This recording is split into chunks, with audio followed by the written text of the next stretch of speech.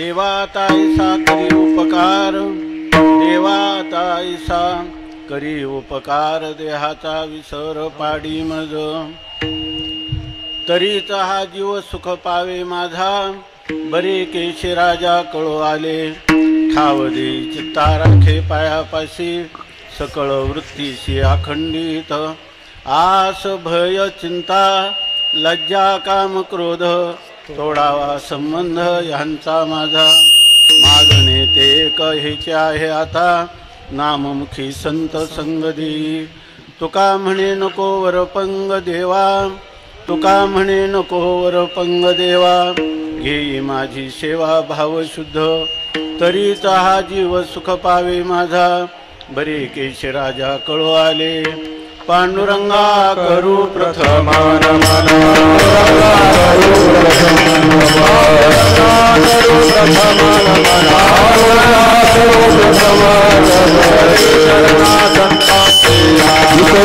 चरणा संतातिया, चरणा संतातिया,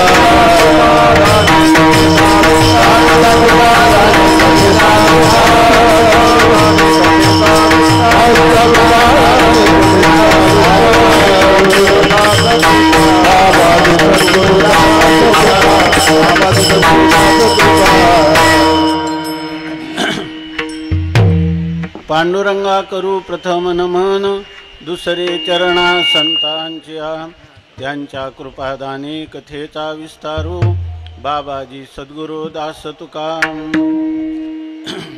देवाताईसा करी उपकार, देहाचा विसर पाडी मज, तरीच हा जीव सुख पावे माझा, बरे केश राजा कळो आले. भगवान संत सम्राट ज्ञानोबाराय, वैराग्य रागरसिक जगद्गुरु संत शिरोमणी श्री तुकोबाराय, शांती ब्रह्मश्री संत एकनाथ महाराज, महाराष्ट्रातील सर्व संतांची मांदियाळी, वारकरी संप्रदायाचं परम आराध्य दैवत श्री पांडुरंग परमात्मा आणि या करुले हरेश्वर क्षेत्राची असणारी अधिष्ठात्री संरक्षक देवता श्री भगवान महादेव यांचं प्रगटीकरण या प्रांतामध्ये श्री हरेश्वर महाराजांच्या रूपाने झालेलं आहे.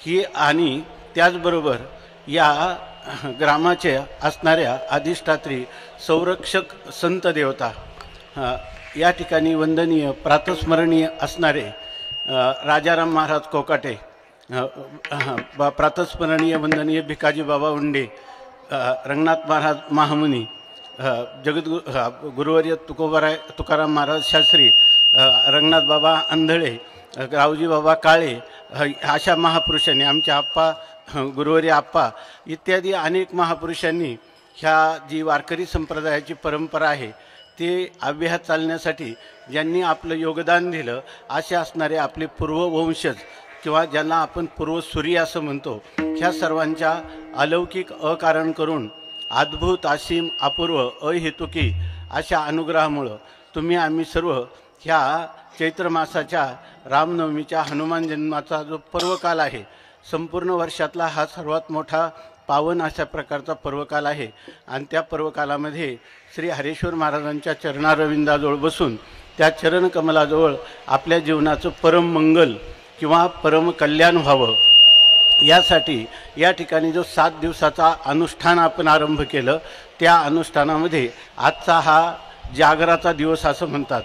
यामध्ये असं एक अलिखित नियम आहे की या दिवशी मागणीपर अभंग घ्यावा. याचा अर्थ असा की आपण भगवंताच्या चरणाजवळ बसून काही मागणी करावी. मग तुम्ही म्हणाल की ही मागणी करण्याचा अधिकार आहे का? हो, ज्यांनी ह्या अनुष्ठानात भाग घेतला असेल, ज्यांनी 7 दिवस सेवा केली, तर अशा वेळेला परमात्मा प्रसन्न होऊन आपल्याला म्हणत असतो की मनसी काही देगा तरी हेची करीगा पांडुरंगा. तो म्हणतो की तुम्ही माझ्याजवळ काहीतरी मागा, आणि त्यावेळेला भगवंताकडं हा मागणीचा दिवस आहे. खरं तर असं आहे की आपली देवाजवळ स्वामी महाराज सांगायचे की देवाजवळ पत निर्माण व्हायचे असेल तर अगोदर तप केलं पाहिजे. तप आणि त्याचा विरुद्ध अर्थ आहे पत. म्हणजे जो तप करील त्याला ही पत किंवा त्याला हा मागण्याचा अधिकार प्राप्त होतो. त्यासाठी आज जगद्गुरु तुकोबारायांच्या चरणाजवळ आपण जे काही 7 दिवसाचं अनुष्ठान मानलं, त्याच्यामुळं हरेश्वर महाराजांच्या चरणकमलाजवळ आपण एक मागणी करत आहोत आणि ती जगद्गुरू तुकोबारायांच्या भाषेत करत आहोत। जगद्गुरू तुकोबारायांनी आपल्याला मागा म्हटले हरेश्वर महाराज। कोणी म्हणेल मला मुलगा व्हावा, कोणी म्हणेल मी निवडणूक जिंकावी, कोणी म्हणेल मला धन मिळावं, कोणी म्हणेल मला कीर्ती व्हावी। आपल्याला मागावं काय हे पण कळत नाही। म्हणून जगद्गुरू तुकोबारायांनी प्रतिनिधित्व केलेलं आहे तुम्हा आम्हा सर्वांचं। ज्या वेळेला आपण आयुष्यभर परमार्थ करतो त्यावेळेला एक दिवस आपल्या जीवनात येतो की परमात्मा आपली परीक्षा पाहत असतो आणि वरम ऋणीश्व, तुला काय पाहिजे ते माग असं म्हणत असतो। त्यावेळेला आपल्याला काय मागायचं हे पण कळलं पाहिजे आणि ते तर आपल्या लक्षात येत नाही। आपण आपल्या उगीच संकल्पना केलेल्या असतात की मला शब्द स्पर्श रूप रस गंध प्राप्त झाला म्हणजे मी सुखी होईल, मला धन प्राप्त झालं म्हणजे सुखी होईल। ह्या सगळ्या गोष्टी संसारातल्या गोष्टी आहे आणि मूळ संसाराचं स्वरूपच असं आहे की संसारामध्ये सुख नावाचा पदार्थच नाही। संसारी जरी सुख जोडे तरी का शिविती गिरीकडे, राज्य टाकून गेले थोडे ते काय वेडे म्हणावे, भर्तृहरीने राज्य टाकिले श्री गोरक्षाते पुशिले, राज्य टाकून गेले आयशे किती एक भूपती। या ठिकाणी त्या भर्तृहरीनं संपूर्ण ह्या भारत देशाचा सम्राट होता आणि त्याला वैराग्य निर्माण झालं। त्यांनी आयुष्यभर खूप विषयाचा भोग घेतला, भरपूर धन मिळवलं, समाधान झालं नाही। त्याला असं वाटलं की जगामध्ये नीतीनं राहिलं म्हणजे समाधान मिळतं। उदाहरणार्थ खरं बोलणं, दुसऱ्याला त्रास न देणं, परोपकार करणं, देवाचा काही संबंध नाही पण चांगल्या गोष्टी केल्या म्हणजे आपल्याला समाधान प्राप्त होईल। म्हणून त्यांनी पहिलं जे शृंगार शतक नावाचा एक ग्रंथ लिहिला, त्याच्यामध्ये त्यांनी सांगितलं भरपूर मन मानेल तशा विषयाचा भोग घ्यावा, मनुष्य सुखी होतो। वाटेल ते मनाला वाटेल त्या प्रकाराने पैसा मिळावा, त्या पैशाच्या द्वारा वाटेल ते भोग भोगावेत, पण त्याच्या आयुष्याचा बराच काळ गेला त्याला समाधान किंवा शांती प्राप्त झाली नाही। म्हणून त्यांनी असं विचार केला की आपण नीतिनियमाने राहू। आपण पहा समाजात आजच आम्ही एक 13व्याचं गेलो होतो, 107 वर्षांचं ते आजीचं आयुष्य होतं। तिला धर्मशास्त्र माहीत नाही, वेदांतशास्त्र माहीत नाही, पण आपले जे नियम चालू आले पूर्वजांचे, जे आपल्या पूर्वसुरीने ज्याचं अनुष्ठान केलेलं आहे त्यांना माहीत नाही। देव ही संकल्पनेची फारशी माहिती नाही, पण चांगलं बोलायचं, दुसऱ्याचं नुकसान करायचं नाही, बोलताना दुसऱ्याला दुखवायचं नाही, आपण वाईट मांसाहार करायचा नाही, मद्यपान करायचं नाही, अशा नियमाचं पालन केलं तरी मनुष्य समाधानी राहील असं त्याला वाटलं। पण त्याच्यातही त्याला वाटलं शांती मिळते पण परिपूर्ण शांती आपल्याला मिळत नाही। म्हणून त्यासाठी त्याला वैराग्य निर्माण झालं आणि त्याला वाटलं इहलोकातलं सुख असो कोणतंही, या मर्त्य लोकातलं हे मुळात नाशिवंत अशा स्वरूपाचं आहे, क्षणभंगूर आहे। आणि जर आपण यज्ञयागादी केले म्हणजे आपण धर्मशास्त्राप्रमाणे वागलो तर आपल्याला स्वर्गामध्ये स्थान मिळेल। पण स्वर्गातही असंच आहे की ते पुण्य संपलं की तया पुण्याची पावटी सरे, सवेची इंद्रपणाची उटी उतरे, येऊ लागती माघारे मृत्यूलोका, वेश्या भोगी कवडावेचे मग दारही चेपून येते, तैसे लाजीरवाने दीक्षितांचे काय सांगू। आपण जरी स्वर्गात गेलो तर पुण्य संपलं की पुन्हा आपल्याला या मृत्यूलोकात यावं लागतं। तुका म्हणे जाती पुण्यक्षये अधोगती, पुण्यक्षये अधोगती, पुण्यक्षये अधोगती। तुका म्हणे जाती पुण्यक्षय अधोगती, पुण्यक्षय अधोगती, पुण्यक्षय अधोगती।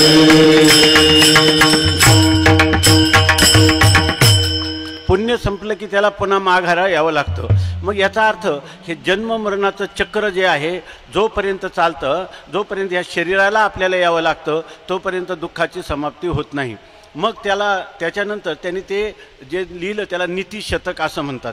100 श्लोक केवळ माणसाने नीतिमान जीवन जगावं, पण तरी त्याला पूर्ण शांती नाही। मग त्याला जे झालं ते वैराग्य निर्माण झालं। इहलोकातलं असो किंवा परलोकातलं सुख असो, ह्या सगळ्या सुखांचा त्याग केला तरच मनुष्याला खरं सुख प्राप्त होतं। कारण श्रुतिमाता वेद सांगतो त्यागेन एके अमृतत्व मानुषु, भोगात मुळात सुख नाहीच आहे। सुख जे आहे ते त्यागात सुख आहे, म्हणून त्याने सर्व संग परित्याग केला आणि गोरक्षाला तो शरण गेला.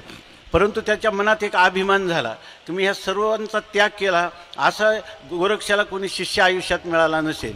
म्हणून त्यांनी त्यांना विचारलं की असं माझ्यासारखं ह्या संपूर्ण पृथ्वीचा सम्राट मी आणि राज्य टाकलं, असं आतापर्यंत इतिहासात कधी घडलं का? असा जेव्हा त्याला प्रश्न विचारला तेव्हा हे गोरक्षनाथ हसले आणि त्यांनी सांगितलं की तुझ्यासारखे हे जे राज्य त्याग करून गेले ह्या भारतवर्षात त्यांची 99 कोटीची संख्या आहे आणि ही मोठ्या मोठ्या जे सर्वांचे अधिपती असणारे संपूर्ण सम्राट असणारे अशी त्यांची 99 लाख संख्या आहे आणि इतरांची नाही गणती. राज्य टाकून गेले आईशे. त्यांनी विचारलं होतं किती एक भूपती, म्हणजे किती एक राजे. त्याला वाटलं हे म्हणतील का तूच एकटा आहे, जगात दुसरा कोणी नाही. त्यांनी सांगितलं आईशे राज्य टाकून गेले कित्येक भूपती, अशी त्यांची गणना सुद्धा करता येणार नाही. कारण काय आहे, ज्या घरी त्यांनी सांगितलं की 18 भार वनस्पती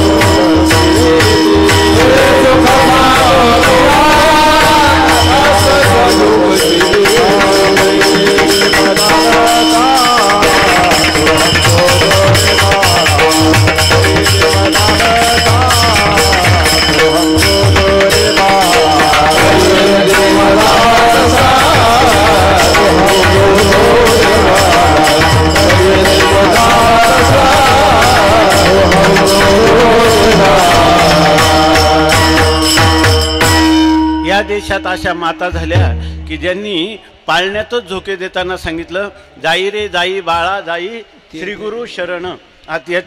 तू जन्मलात ना उपदेश मदालसा देहो निर्मिला कैसा आलाशी कवना वाटा मातेची हा गर्भवासा जो पंथ ओखटारे पचलाशी कर्मकोठा अविचार बुद्धी तुझी पुत्र राया आदटा पर्यदे मदालसा सोहम जो रे बाळा.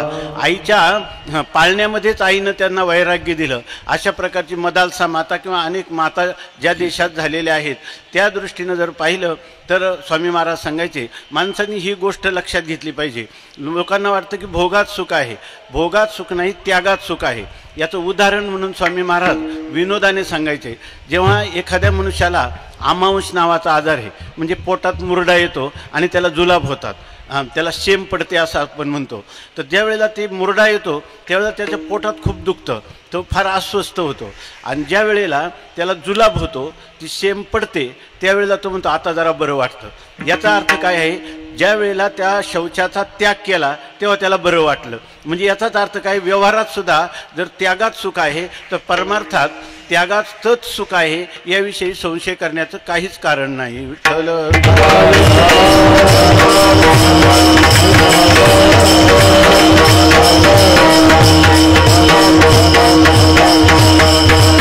आपलं चिंतन हे चाललं होतं की भगवंताची काही सेवा करावी लागते. त्या सेवेचे साधारणपणाने वेदामध्ये किंवा आपल्या संत वाङ्मयामध्ये 3 भाग सांगितलेले आहेत.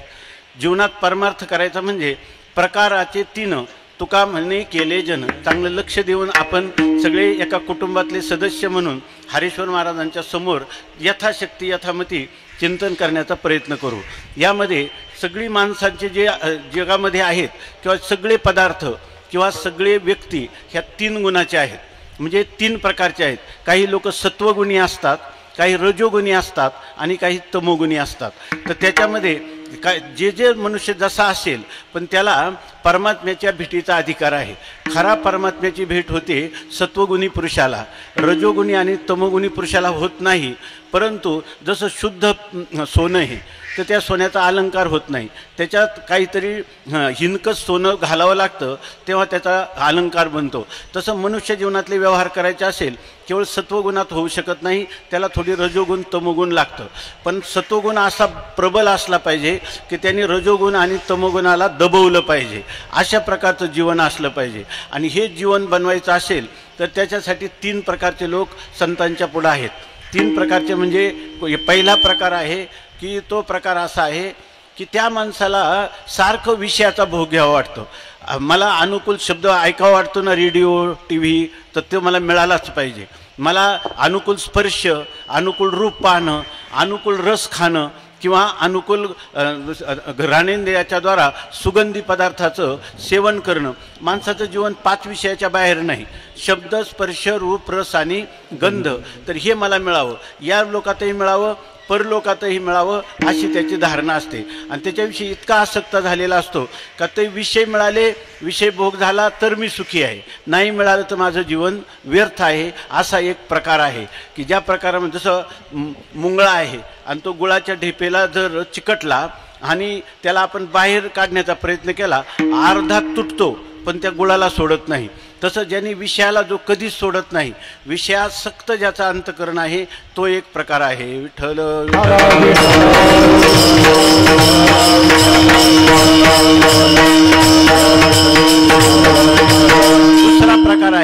दुसरा प्रकार असा आहे की त्या माणसाला जीवनात जेवढे ठेचा लागतात, अनुभव येतात, तसं तसं त्याला कधी कधी वाटतं की ह्या सगळ्या जगामध्ये आपण फार परतंत्र आहोत. मनुष्य फार अल्पज्ञ आहे, अल्पशक्तिमान आहे. शास्त्र संत सांगतात की ईश्वर सर्वज्ञ आहे, सर्व शक्तिमान आहे.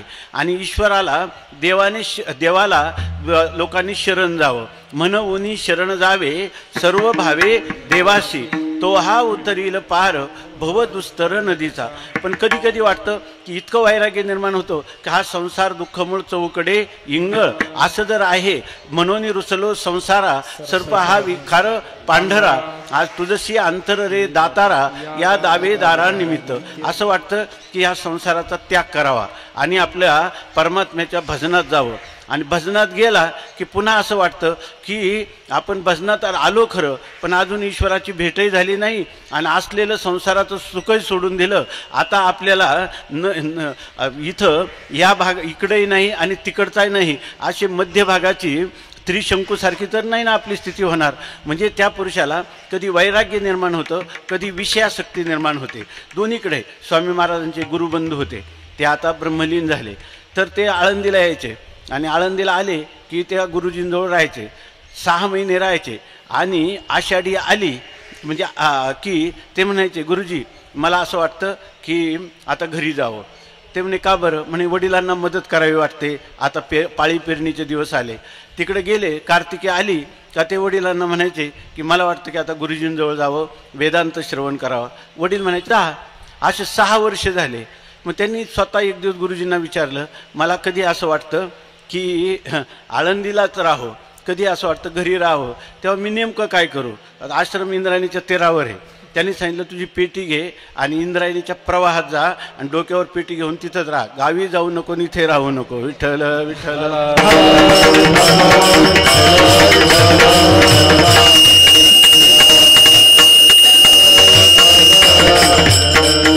म्हणजे असा एक मनुष्याचा प्रकार आहे की त्याला कधी विषयाविषयी आसक्ती वाटते, कधी विषयाविषयी विरक्ती वाटते.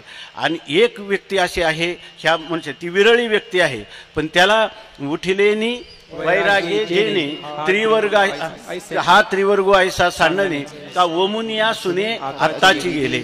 नानोबाराय सांगतात की जसं स्वामी महाराज तर असं सांगायचे, एखाद्या माणसाने अन्न खाल्लं, ते ओकला, ते कुत्र्यानी खाल्लं आणि कुत्र्या पुन्हा ओकला आणि ते खायचं म्हणलं तर कोणाची इच्छा होईल का?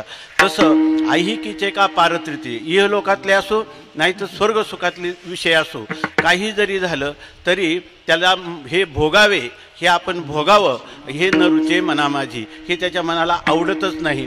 असा एक वैराग्यवान पुरुष आहे विठ्ठल.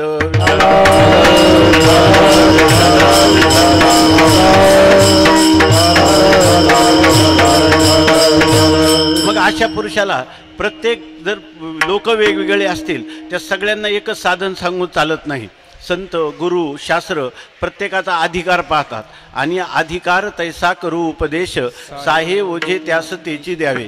मुंगीवरी भार गजाचे पालन, घालतली या कोण कार्यसिद्धी. आपल्याला मुंगीवर जर हत्तीची अंबारी ठेवली तर चालेल का?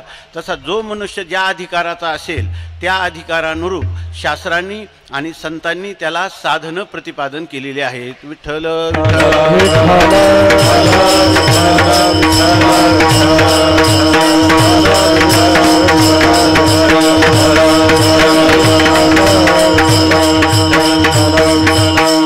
असं आहे की केवढंही जरी त्यांना स्वामी महाराजांना पेन्शन आली, तर ते स्वातंत्र्य सैनिक होते आणि पोस्टमन घेऊन आला की सरकारने सांगितलं ज्यांनी स्वातंत्र्य लढ्यात भाग घेतला तर त्यांना काही पेन्शन द्यायची. तर तुम्ही या पत्र आहे याच्यावर सह्या करा, तुम्हाला पेन्शन सुरू होईल. त्यांचे गुरुजी आले होते. त्यांचे गुरुजी पण काशीहून त्यावेळेला तिथं आलेले होते. त्यांनी त्या पोस्टमनला सही काही दिली नाही, ते पत्र स्वीकारलं नाही. गुरुजीने विचारलं तुम्ही का म्हणून हे इथं काय चाललं होतं सांगा. मग त्यांनी सांगितलं असं असं होतं.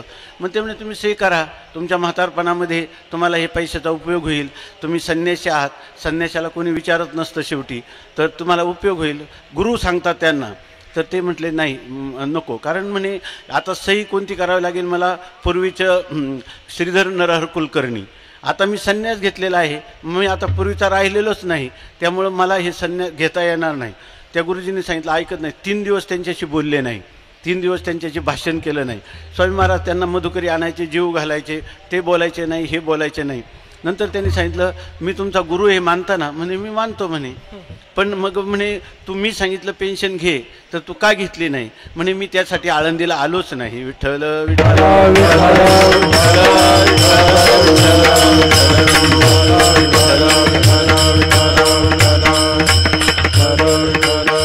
त्या गुरूंच्या डोळ्यातून पाणी आलं आणि त्यांनी त्यांना भरभरून आशीर्वाद दिला. हे तुझा शेवटाला तुझा हे जे आहे हेच सिद्धी जाईल. विठ्ठल विठ्ठल.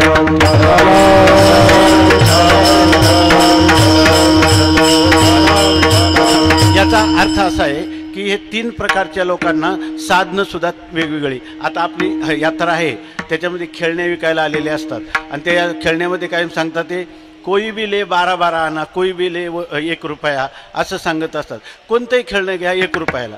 तसं मनुष्याला परमार्थाचं साधन सांगायचं असेल तर प्रत्येकाला एकच साधन सांगून चालत नाही. यासाठी त्याच्या अधिकारानुरूप शास्त्रांनी 3 प्रकारची 3 लोकांना साधनं सांगितली. चांगलं लक्षात घ्या. आपल्याला ह्या गोष्टी लक्षात आल्या तर आपल्या परमार्थाचा प्रवास सुगम होतो. 12 वर्षांनी जी गोष्ट कळायची ती जर आपल्याला आताच कळली तर आपल्या जीवनामध्ये लवकर मार्गाक्रमण करता येतं. विठ्ठल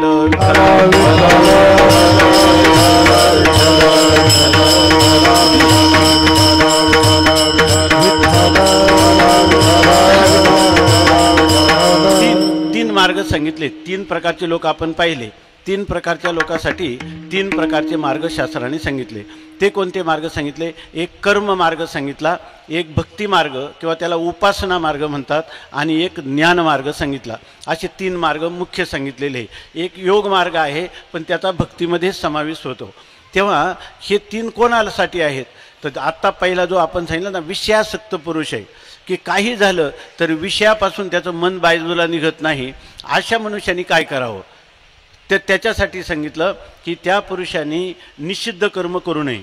म्हणजे शास्त्र सांगतं ना, जे करू नका, असत्यम मावद, खोटं बोलू नका, धर्मम चर, धर्माप्रमाणे आचरण करा, त्या ठिकाणी कलंजम मा भक्षयस्व, मांसाशन करूच नका, शराब मा पिबस्व, मद्यपान करू नका.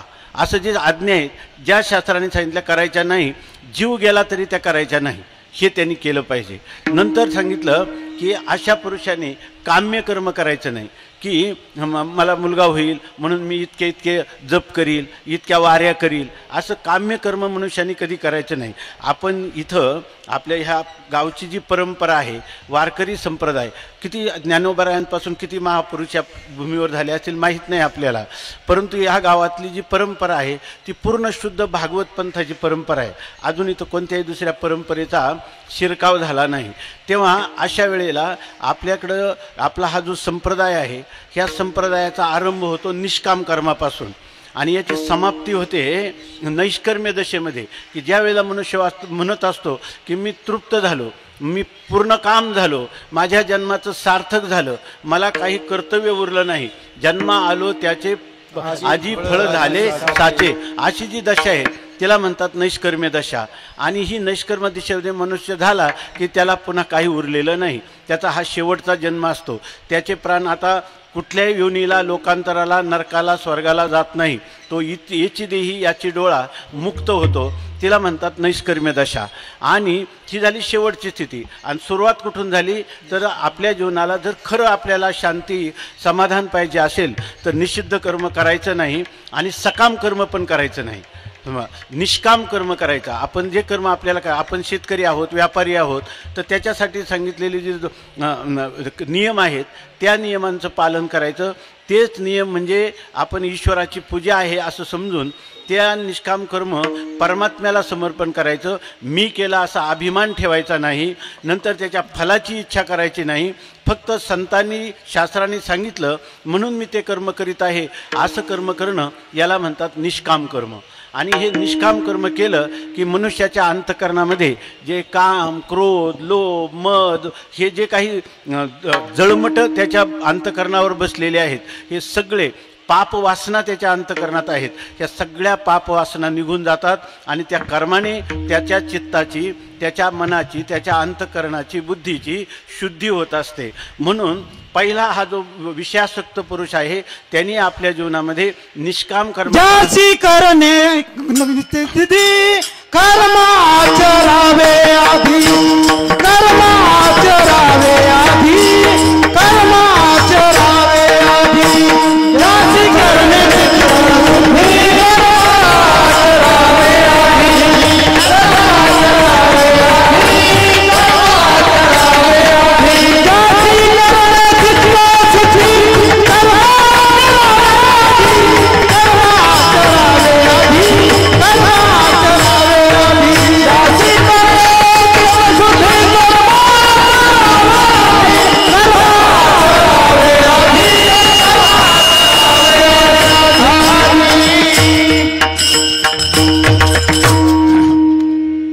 घडलेली गोष्ट सांगतो. आश्रमात एकदा एकाला विंचू चावला, तर स्वामी महाराज म्हटले, अरे तो आमका मनुष्य आहे, तो विंचू उतरवतो म्हणे, तुम्ही त्याच्याकडे जा म्हणे. तर ते गेले त्यांच्याकडं. अरे म्हणे, अरे चांडाळा तू माझ्याकडे कसा आला, आता मी उलटच मंत्र म्हणायला लागणार. नाही नाही वाढतो त्याने. ते म्हणे वाढू नका, तुम्ही कमी करा ना. ते म्हणे माझा स्वभावच बनून गेला, मला उलटेच येतात. विठ्ठल विठ्ठल.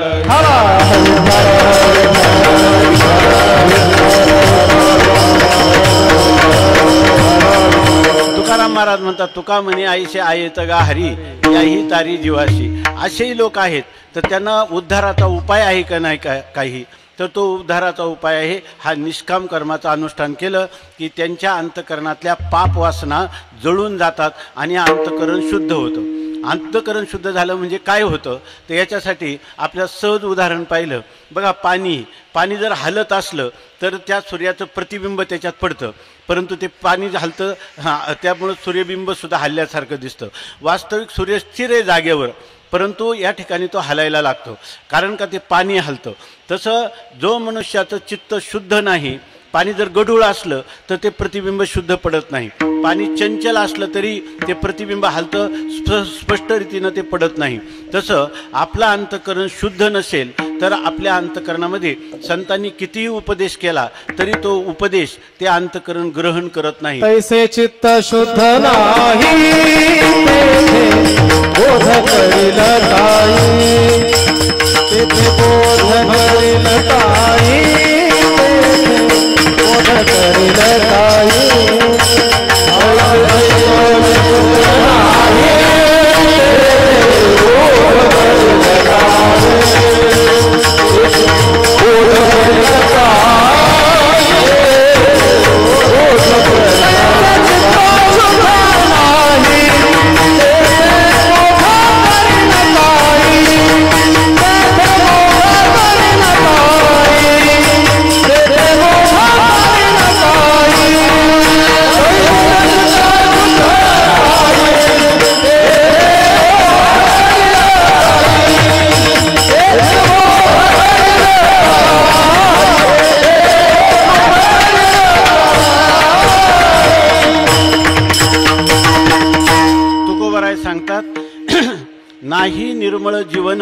काय करील साबण. किती साबण लावला आणि पाणी जर पुराचं असलं तर कपडे कसे निघतील. तसं आपलं अंतःकरण शुद्ध नसलं आणि आपण कितीही काही करा, कोणी कितीही उपदेश करा, तरी आपल्याला तो बोध होऊ शकत नाही. म्हणून चित्तशुद्धीचं साधन हे आहे या ठिकाणी कर्म. हे निष्काम कर्म केलं पाहिजे. आपले संत पहा, ते कुठल्या विद्यापीठाच्या परीक्षा नव्हत्या दिल्या, आपली साधीच कामं करत होते. सेना न्हावी महाराज न्हाव्याचं हजामतीचं काम करत होते. कबीर महाराज शेले विणीत होते. या चोखा मेळा ढोरे वडत होते. सज्जन कसाई मांस विकत होते आणि परमात्मा त्यांना मांस विकण्यासाठी, ढोरे वडण्यासाठी, कबीर मुमीन लतीफ मुसलमान, सेना न्हावी जाणं विष्णुदास, या ठिकाणी ह्या सगळ्या संतांची कामं भगवान परमात्मा करत होते. याचं कारण काय आहे तर चांगलं लक्षात घ्या की आपल्या जीवनामध्ये हा जो आपल्याला प्राप्त झालेला जो संसार आहे, म्हणजे आपल्याला प्राप्त झालेला जो व्यवहार आहे, ज्याच्या वर्ण आश्रमाप्रमाणे आपल्याला जो वाट्याला आलेला आहे तेच कर्म करायचं. पण त्या अशा युक्तीनं करायचं की त्यामुळं आपल्याला आपलं अंतःकरण शुद्ध होईल, आपल्या वासना नष्ट होतील आणि तो बोध आपल्या अंतःकरणाला होईल. म्हणजे काय, संसार किंवा गृहस्थाश्रम किंवा हा व्यवहार ही आपली पाठशाळा आहे. ते आपल्याला शिकवते. जसं या ठिकाणी आपलं जर वाट्याला जे कर्म आलेलं आहे तेच कर्म आपण शुद्ध भावनेने देवाची सेवा म्हणून केलं तर परमार्थ आणि संसार याच्यामध्ये पुसटची सुद्धा रेषा नाही. तो संसारच अवघाची संसार केला ब्रह्मरूप विठ्ठल स्वरूप म्हणून. या लोक काय करतात, संसारामध्ये खोटेपणा करायचा, कुचराई करायची, अप्रामाणिकपणा करायचा आणि तीर्थयात्रा करायच्या. त्यांनी हे जे काही तुमच्या अंतःकरणाची शुद्धी आहे ती होणार नाही. विठ्ठल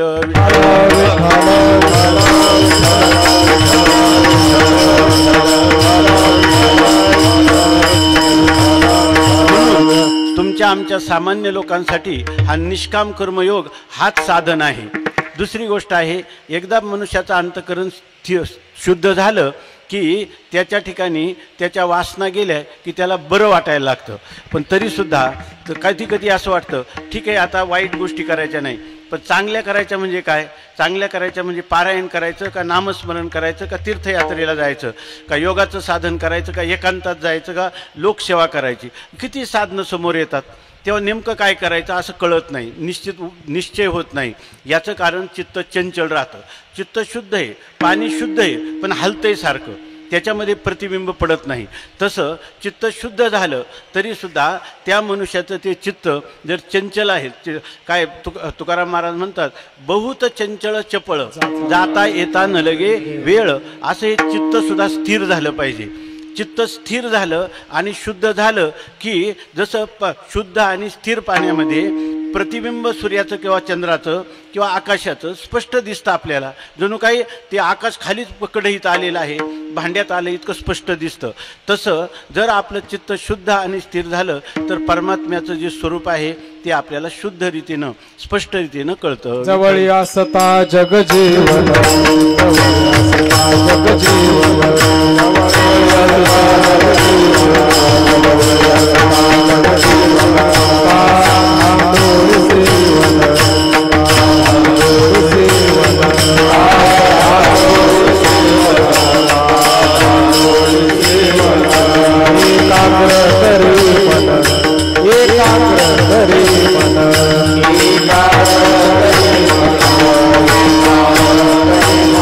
तेने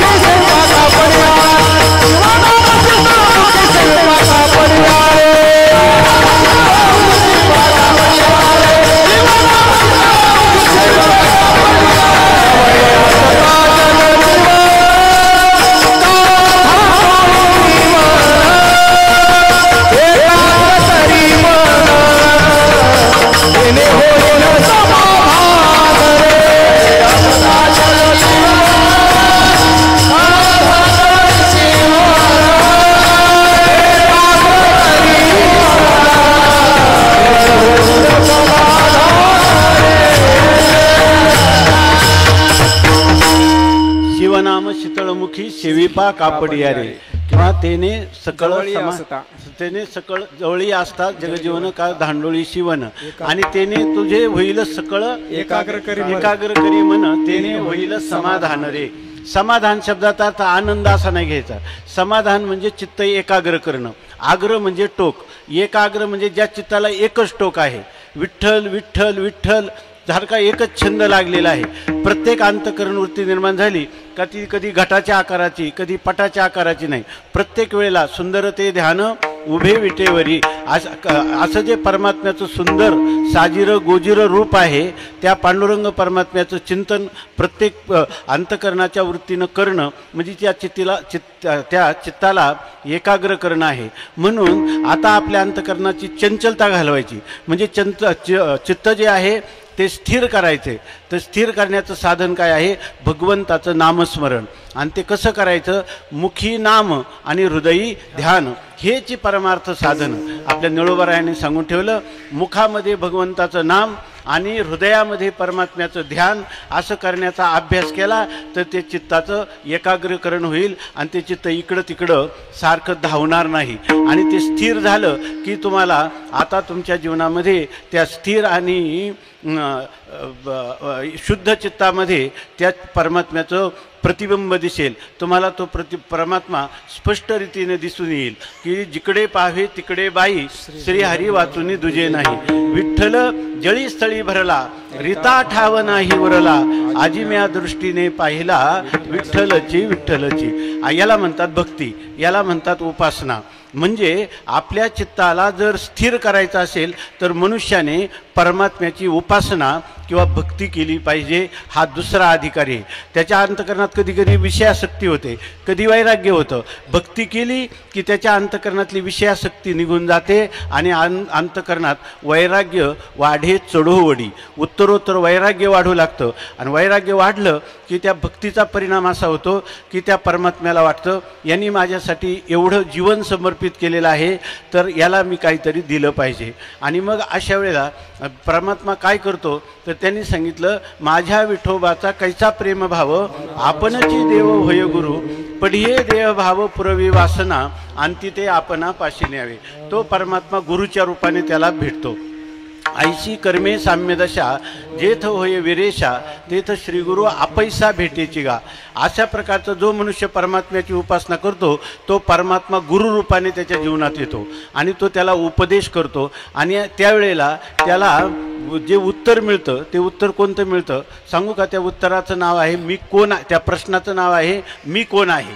मी म्हणजे हा 3.5 हाताचा देह आहे की मी सुखीदुःखी होणार आहे का, मी कर्म करणार आहे का, मी फल भोगणार आहे, मी आहे तरी कोण नेमकं. याचं जे उत्तर आहे हे जोपर्यंत मिळत नाही तोपर्यंत मनुष्याला ह्या संसारामधल्या जन्ममरणाच्या येरधारा कधीच चुकू शकत नाही.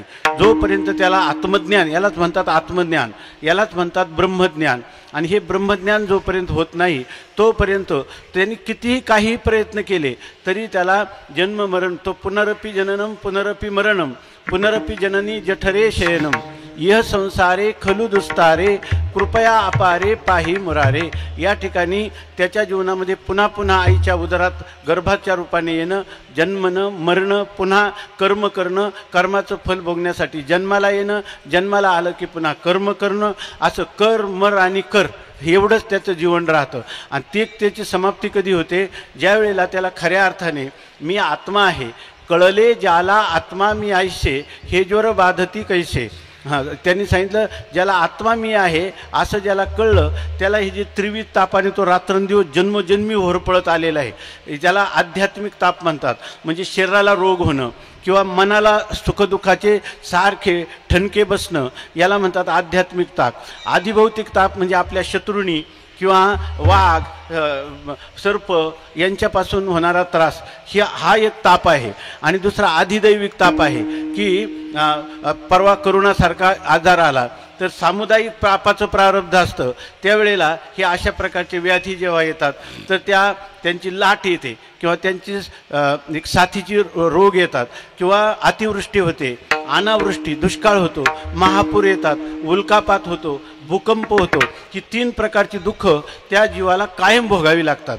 पण त्याला जर कळलं की मी आत्मा आहे, मी ब्रह्म आहे. भगवंताशी तो प्रेमाने जनाबाईसारखं प्रेमाचा कलह करतो. देवा तूच मुक्त आहे आणि मी काय बद्ध आहे का? अमर तू खरा आणि कैसा नव्हे मी दातारा. चाल जाऊ संता पुढे वाद सांगेन निवाडे.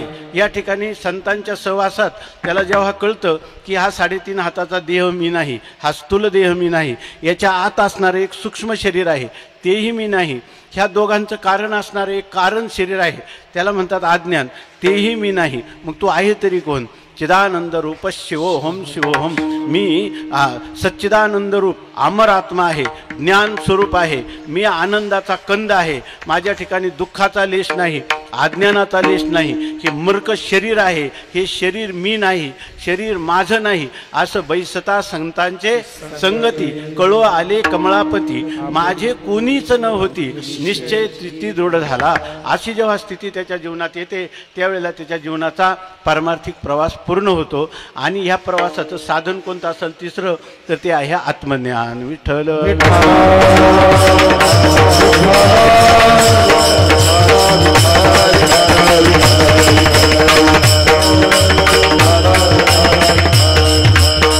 आणि ज्या वेळेला आपल्या जीवनामधली भक्ती परिपूर्ण होते किंवा ज्ञानही परिपूर्ण होतं किंवा आपण यथाशक्ती कर्ममार्ग जरी अनुसरला तर ती कर्मरूपी पुष्प आपण कोणाला अर्पण करतो? देवालाच. भक्ती केली ती कोणाला समर्पण करतो? देवालाच. आणि ज्ञान झालं ते कोणाच्या कृपेने झाले? भगवंताच्या. ते सुद्धा कोणाला समर्पण करतो? देवालाच. मग अशा वेळेला भगवान इतके प्रसन्न होतात आणि ते म्हणतात का तू काहीतरी माग. तर ह्या वेळेला काय मागायचं हे सुद्धा संतांनीच आपल्याला शिकवलं. विठ्ठल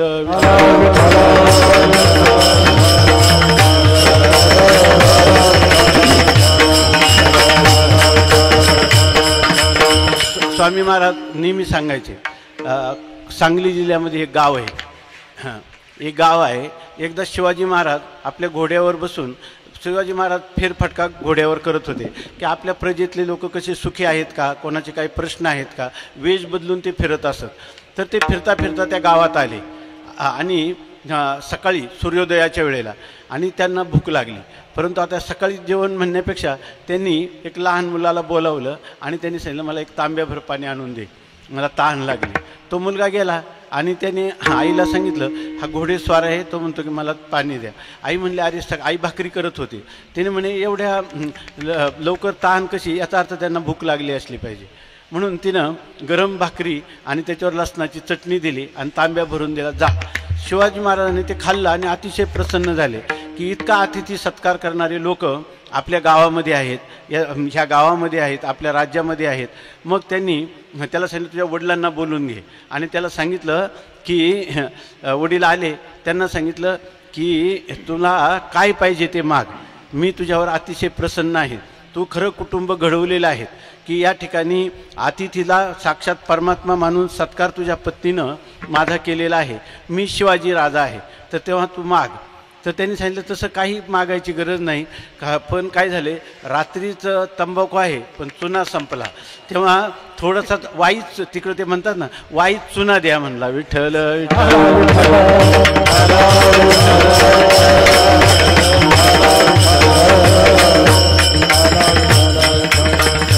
म्हणून त्या गावाचं नावच चुनेगाव पडलं. विठ्ठल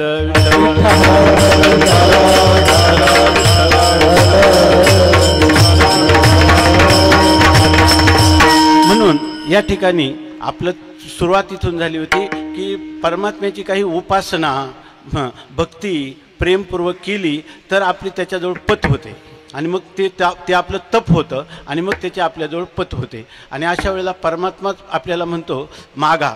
तर अशा वेळेला काय मागायचं? ह्या सगळ्या साधनाच्या संक्रमणातून जगद्गुरु तुकोबाराय गेलेले.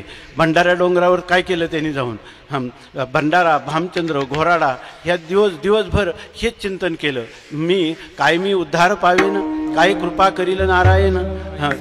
ऐसे तुम्ही सांगा संतजन, करा समाधान चित्त माझे. तुकाराम महाराजांना काय हे खंड येईल कर्म, पारुषती येईल धर्माधर्म, कासयाने हे कळेल वर्म, मनवनी श्रम वाटतसे.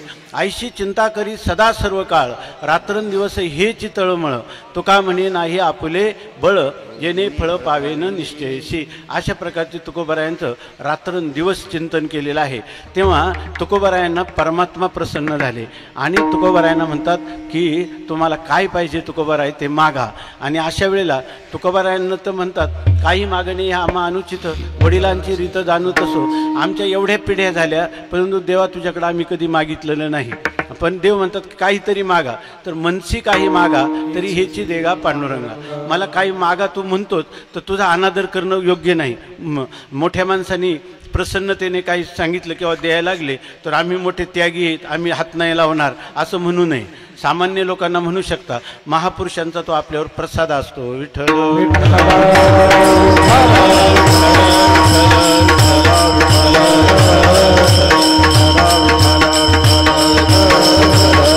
तुकाराम महाराज म्हणतात, आपले संत सुद्धा सांगतात, देवा तू माग म्हणतो ना, आम्ही मागतो पण काय मागतो, आम्हाला कधी मागण्याची बुद्धीच देऊ नको हे आम्ही मागतो. विठ्ठल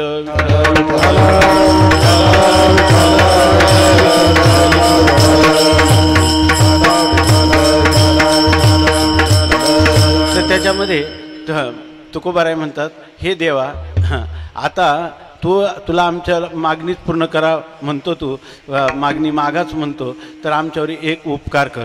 आणि काय उपकार कर हे अभंगाच्या प्रथम चरणात. देवाता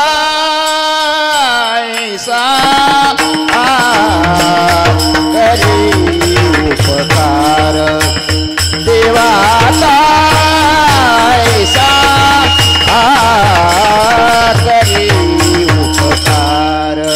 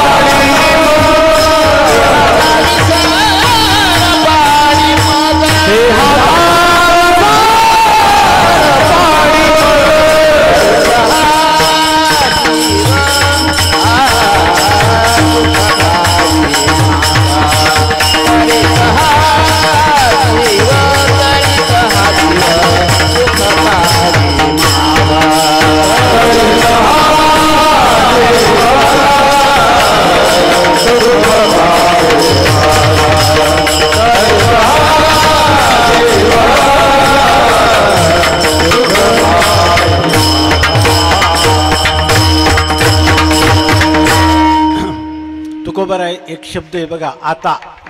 आता देवा ऐसा उपकार करी.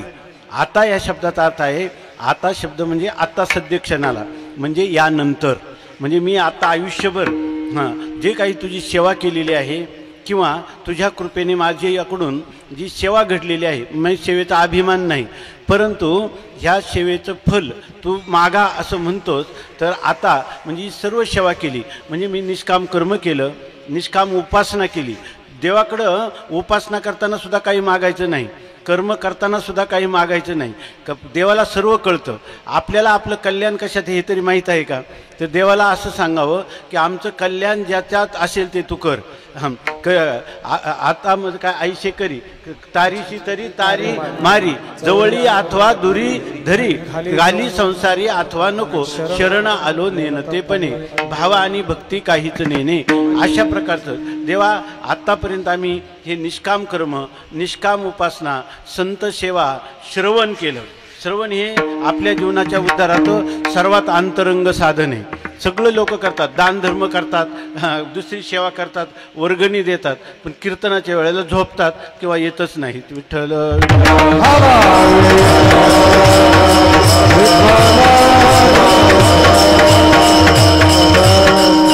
भागवतामध्ये सांगितलंय, प्रविष्ट हा कर्णरंध्रेण स्वानाम भाव सरोरोहम.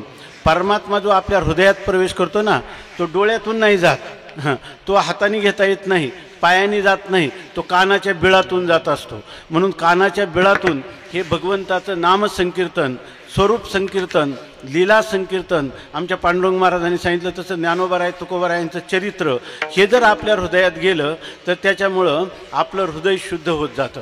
त्या हृदयातल्या वाईट वासना, चंचलता, अज्ञान हे सगळं निघून जातं. म्हणून श्रवण हे पहिलं साधन आहे. काही लोक म्हणतात आम्हाला आहे ना अलीकडं परमार्थाची आवड वाटली. स्वामी महाराजांना एक जणांनी सांगितलं, ते म्हणे का वाटली? ते म्हणे हे जे रामायण टी व्हीवर चालतं ना हे मी पाहिलं आणि तेव्हापासून मला परमार्थाची आवड वाटली. स्वामी महाराज म्हणे रामायण वाचलं नाही, ऐकलं नाही ना? कधी ऐकलं नाही म्हणे. मग आता ही आवड आहे ना, एक दिवस तुला कळणार नाही, परत तुला रामायण ध्यानात सुद्धा यायचं नाही. कारण ते डोळ्यांनी पाहिले. परमात्म्याचा प्रवेश डोळ्यातून नाही, तो कानाच्या बिळातून आहे. विठ्ठल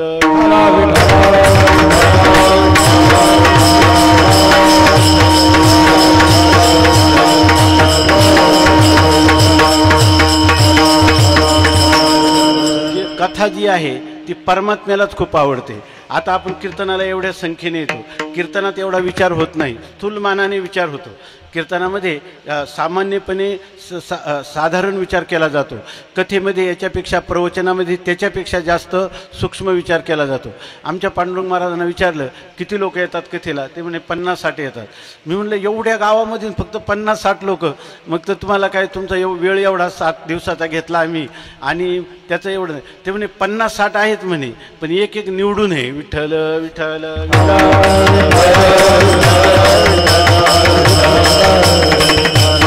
आणि खरा परमार्थ गर्दीचा नाही, तो दर्दीचा आहे. विठ्ठल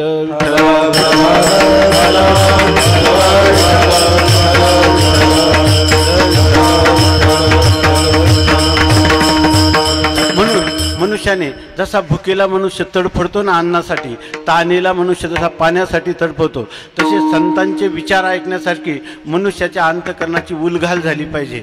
आणि अशा वेळेला त्याला जे श्रवण कानावर पडतं, संत पुरुषाचा सहवास होतो. खरं तर असे कोणी सांगणारा असू द्या, पण देवाचं बोलतो ना ते आपण ऐकत जावं. विठ्ठल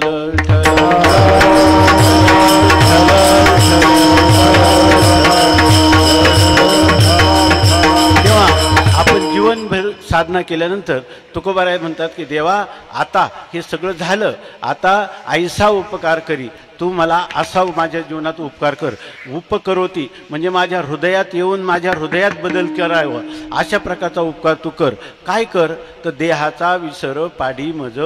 ह्या गोष्टी विचाराच्या आहे. स्वामी महाराज सांगायचे परमार्थ म्हणजे धांगडधिंगा नाही, परमार्थ हा विचाराचा आहे, परमार्थ हा समजुतीचा आहे. विठ्ठल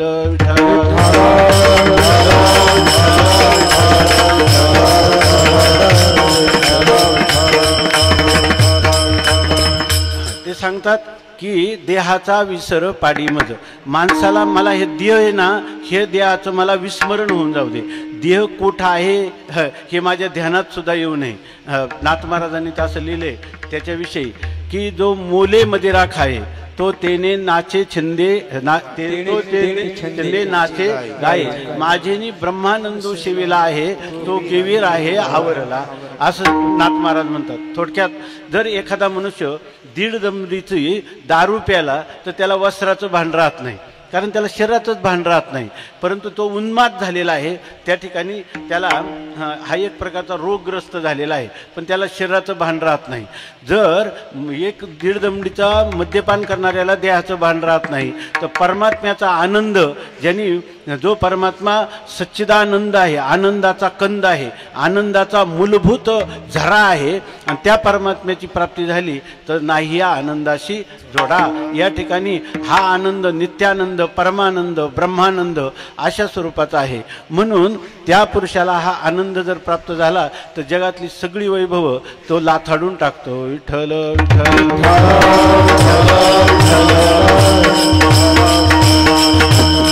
चांगलं लक्षात घ्या, जगातली जेवढी दुःख आहेत ना, जेवढी दुःख स्वप्नात असो किंवा जागृतीत असो, स्वप्नात सुद्धा एखादा देह असतोच का नाही आपल्याला? स्वप्नात सुद्धा एक शरीर आपल्याला प्राप्त होतं, आणि त्यावेळेला त्या शरीराला रोग झाला तर दुःख होतं की नाही?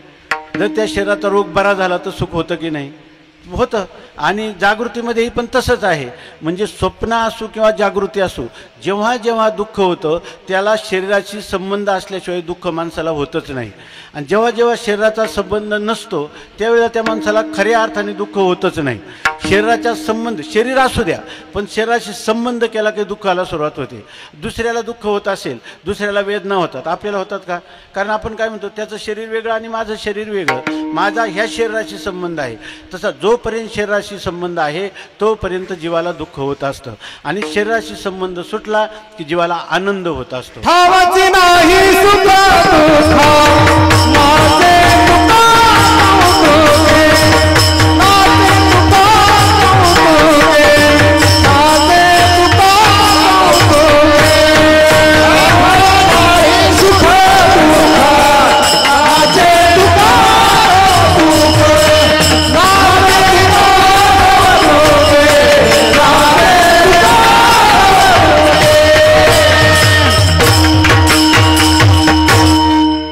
ते म्हणतात ठाव नाही सुख दुःखा नाचे तुका कौतुके. तुकाराम महाराज म्हणतात आजी आनंदुरे आजी परमानंदुरे. तुका म्हणे खातो आनंदाचे लाडू, आनंदाचे डोहे आनंद तरंग. अशा प्रकारचा आनंद असल्यामुळे तुकाराम महाराज आपल्याला ते आनंदाने गातात, नाचतात. गाये नाचे उडे आपुलिया शिंदे, मनाच्या आनंदे आवडीने. अशा प्रकारचा हा आनंद आहे. म्हणून तुकोबा आहे त्याला म्हणतात की हे देवा असा उपकार कर की मला शरीराचा विसर पडू दे. तुम्ही म्हणा शरीराचा विसर पडल्यावर दुःख होत नाही असं कशावरून तुम्ही म्हणता? शरीराची आठवण जोपर्यंत स्वप्नात आहे तर दुःख आहे, जागृतीत आहे तरी दुःख आहे. आता तुम्ही मला सांगा, आपल्या जीवनात 3च अवस्था आहे. एक जागृती आपण जागा असतो, एक स्वप्न पडतं आणि तिसरी अवस्था आहे सुषुप्ती म्हणजे झोप. आता झोपेत आपल्याला दुःख होतं का? पहा, मनुष्य जेव्हा जागा होतो, कोणत्याही झोपेतला कोणत्याही माणसाला विचारा की तुला झोपेत दुःख होतं का? तो म्हणतो कसं होतं झोपेत, तुला काय वाटलं? तो म्हणतो खूप आनंदात झोपलो होतो आणि मला काहीच कळलं नाही. मला काहीच कळलं नाही म्हणजे कळलं नाही म्हणजे अज्ञानात होतो. आणि दुसरी गोष्ट मला सुखात होतो, याचा अर्थ मला सुख त्या ठिकाणी मिळत होतं. आता झोपेमध्ये सुख आहे, झोपेमध्ये धन आहे का? निद्रिताच्या शेजेशी सापतैशी उर्वशी अशी स्थिती आहे आणि हा म्हणतो मला सुख मिळालं. याचा अर्थ तिथं फक्त काय आहे, त्या ठिकाणी कोणत्याही प्रकारचं विषय नाही आणि तरी सुख आहे. म्हणजे सुषुप्तीमध्ये का सुख आहे? तिथं शरीर आहे का? आपलं शरीर नाही का? आहे, पण या शरीराचं भान आहे का? सुषुप्तीमध्ये तो काय म्हणतो मला काही कळलं नाही म्हणजे शरीराचं त्याला भानसुद्धा नाही आणि सुख तर आहे की नाही. याचा अर्थ सुख विषयात आहे हा आपला भ्रम आहे. कोणताही विषय नसतो तरी सुषुप्तीमध्ये सुख आहे की नाही. म्हणजे याचा अर्थ सुषुप्ती अवस्थेमध्ये किंवा झोपेमध्ये आपल्याला सुख असतं तेव्हा विषय काय असतो? देहाचा विसर असतो. देहाचा विसर केला ते संसार, केला ते संसार, केला ते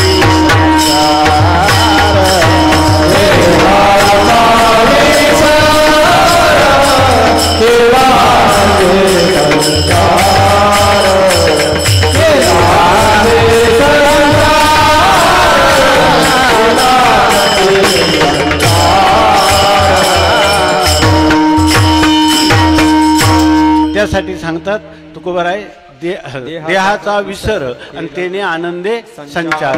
देहाचा विसर पडला की आनंदच आनंद आहे. पण मग तुम्ही म्हणाल मग आम्हाला तर झोपेचा देहाचा विसर पडतो पण जागृतीत आलं की पुन्हा सुखदुःख आमच्या पाचवीला पुजलेलं आहेच आहे.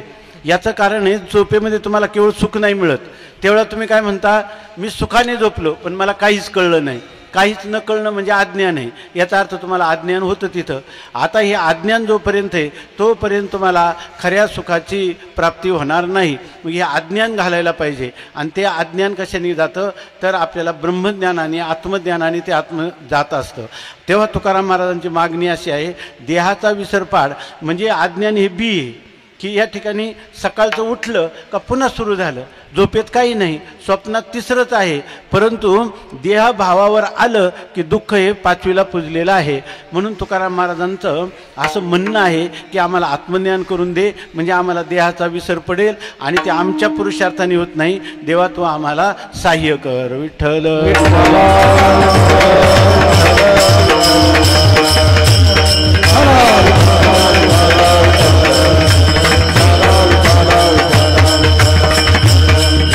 याचा अर्थ असा आहे की हे काम कोण करू शकतो? देवाला म्हणतात की देवा हे देव शब्दाचे संस्कृत आपला वेळ थोडा आहे, आपण थोडक्यातच आता आपले नियोजित वेळेमध्ये ह्या जे चिंतन आहे ते समाप्त करू. या ठिकाणी असं आहे की आपल्याला आपल्या जीवनामध्ये जर एखादी मागणी करायची असली ना कोणाकडं, तर गोड बोलता आलं पाहिजे. लोक त्याचं मन दुखवतात आणि पुन्हा त्याला दोष देतात, मागितलं तरी दिलं नाही. अरे त्याच्यात पोटात शिरून माग, देवाच्या सुद्धा पोटात शिरावं लागतं तेव्हा मिळतं, संतांच्या सुद्धा पोटात शिरावं लागतं तेव्हा मिळतं. वास्तविक आहे निरपेक्ष उदार अशा प्रकारचे देव आणि संत, तर तिथं सुद्धा तुम्हाला शरणागती करावी लागते, सेवा करावी लागते. तर सामान्य लोकांच्या व्यवहारामध्ये तुम्ही त्यांना मनाला समाधान मिळेल, त्यांच्या मनाला बरं वाटेल एवढं तर तुमचं बोलणं असलं पाहिजे. विठ्ठल विठ्ठल.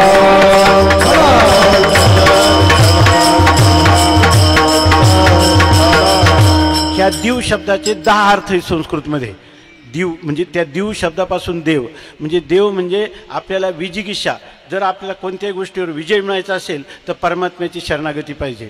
आणि परमात्मा इतका आहे की सगळ्या जगात करीशी तरी नव्हे काही, राईचा डोंगर पर्वत राई, आपुले करुणेची साई करी ओ आई मजवरी. अशा प्रकारचा परमात्मा हा सर्व संपन्न सर्व शक्तिमान अशा स्वरूपाचा आहे.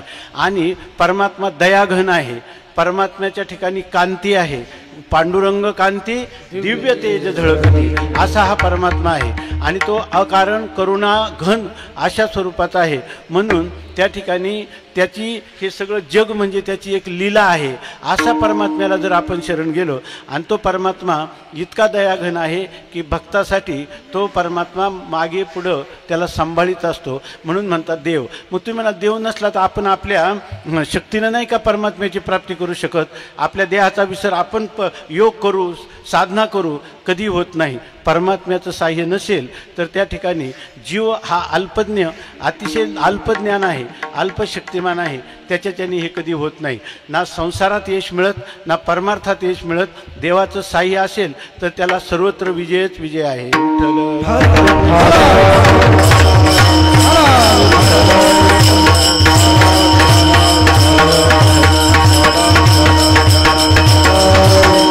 स्वामी महाराजांचे गुरुबंधू होते. ते दोघेही एकत्र अभ्यास करत होते. अतिशय घरचे श्रीमंत होते आणि अतिशय दिसायला सुंदर होते, बुद्धिमान होते. आणि एकदा त्यांचं काहीतरी चुकलं, गुरुजींनी त्यांना एक चापट मारली आणि रागावले. तर त्यांनी त्या दिवशी जेवण केलं नाही. आणि दुसऱ्या दिवशी गुरुजींना कळलं. मग ते म्हणे, अरे तू जेवला नाही मदन, तू जेवण कर, मी तुला रागावलं त्याचं तू कशाला एवढं धरलं? ते म्हणे, आता नाही, मी या आश्रमामध्ये राहणार नाही. तुम्ही मला काय समजलं? मी श्रीमंताचा मुलगा आहे आणि तुम्ही मला हिनवता काय, मला मारता काय? आता मला इथं राहायचं नाही. ते म्हणे, माझं चुकलं. गुरुजी म्हटले राहा. ते म्हणे, इथं राहणार नाही, इथंच काय तुम्ही मला शिकवणार आहे? मी काशीला जाईल, लात मारील, तिथं पाणी काढील, असं त्यांनी सांगितलं. गेला तो काशीला, अखेर थांबला नाही. नंतर काही दिवसांनी तो काशीमध्ये इतका विद्वान होता की पूर्वीच्या काळात, स्वातंत्र्यपूर्व काळामध्ये ज्ञानवापीमध्ये ज्या चर्चा होत त्याच्या काही वेदांताचे निर्णय त्यांच्यावर सोपवत असेल, इतके विद्वान होते. पुढं त्यांना जलोदर नावाचा व्याधी झाला, लिव्हरमध्ये पाणी झालं. आणि ते पाणी इतकं झालं की काढलं की दुसऱ्या दिवशी 1-1.5 लिटर पाणी निघायचं. मग त्यांना धाप लागायची. त्यामुळं त्यांना असं वाटायला लागलं की आपण याच्यातून टिकत नाही. तेव्हा स्वामी त्यांचे गुरुबंधू, प्रेम होतं दोघांचं. त्यांनी स्वामींना सांगितलं की तुम्ही ताबडतोब काशीला या, मला वाटतं की मी आता टिकणार नाही, माझी इच्छा आहे तुमची भेट घ्यायची. मग स्वामी महाराज लगेच काशीला गेले, त्याला भेटले. तो खूप रडला वगैरे. त्यांनी सांगितलं काही नाही, आजार बरा होईल. त्यांनी सांगितलं हा आजार बरा होण्यासारखा नाही, मला डॉक्टरांनीच सांगितलेलं आहे. नाही म्हणे, काही देवाच्या कृपेने होईल, नाही बरा होणार नाही. बरं म्हणे, असू दे, जाऊ दे, प्रारब्धाचा भोग आहे, आता भोगायचं, देवाचं चिंतन करायचं. तरी त्याला सांगितलं की शांत व्हायचा, परत रडायला लागायचा. असे 2-3 दिवस गेले.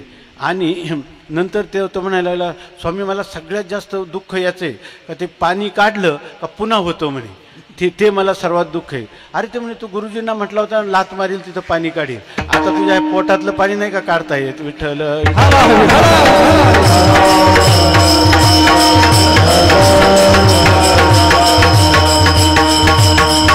याचाच अर्थ असा आहे की भगवंताच्या कृपेशिवाय काही होत नाही.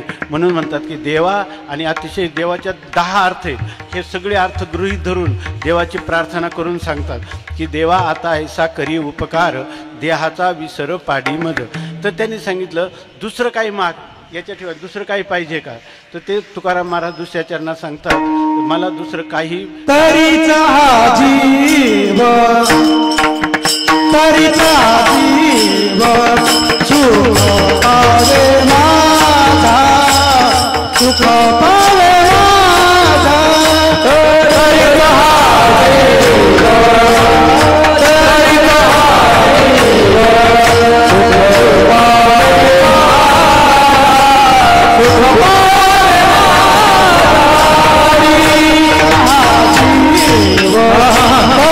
हरीचा जीव सुख पावे माझा, सुख पावे माझा.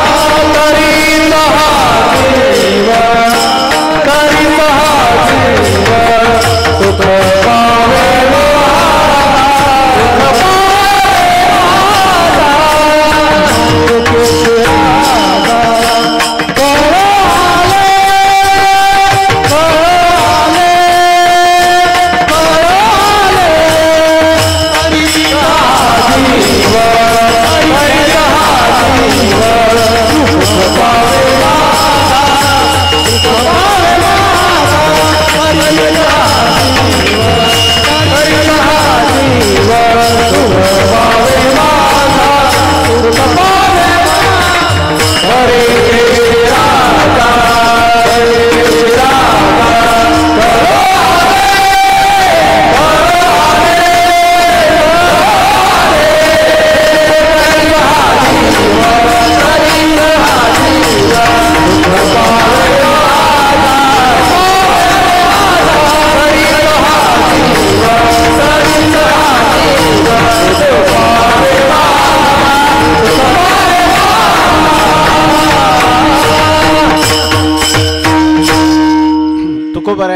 देवाने सांगितलं, तुम्ही दुसरं काही मागा, सुखाची साधनं अनेक आहेत, सुखाचे विषय अनेक आहेत.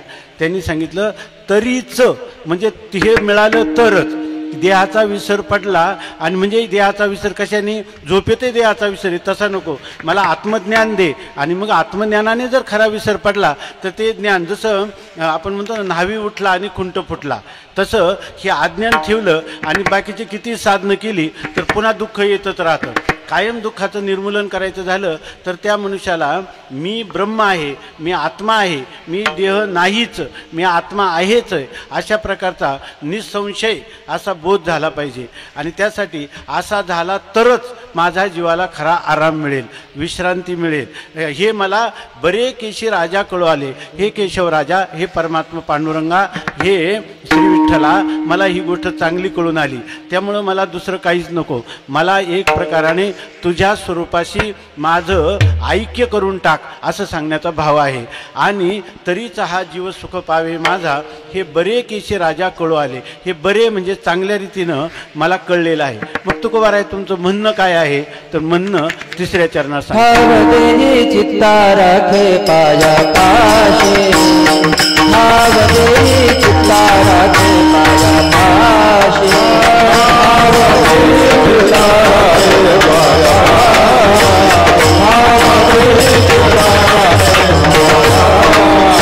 भावदेही चित्ता राखे पाया पाशे, भावदेही चित्ता राखे पाया पाशे,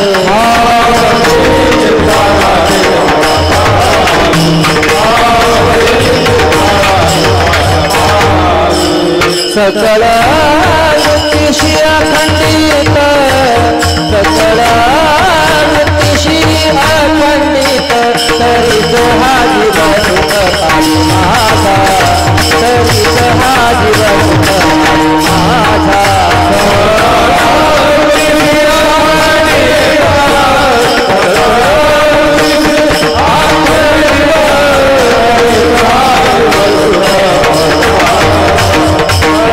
Oh